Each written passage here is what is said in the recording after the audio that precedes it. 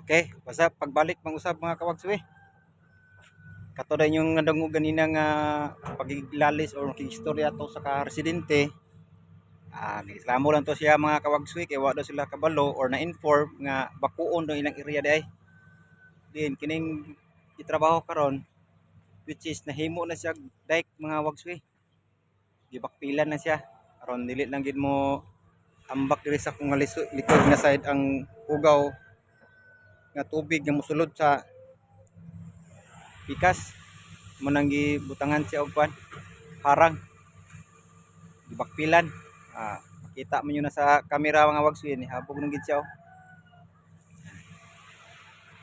Mo ra tong bako de mga wagswi kamulo pa siya operate gabakpil para mahabog lang ning diri dapit sa kwan no.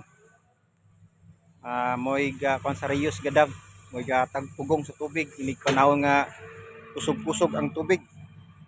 Dire mo gud kapadulong mga kawagswi ang tubig niya kung kusog kay ang tubig sa ulan. So far so good. Kita na ang kwan. Akong balhin pag-usap ang kamera mga wagswi aron makita ninyo ang plaster sa agi sa pag-operate sa atong bako.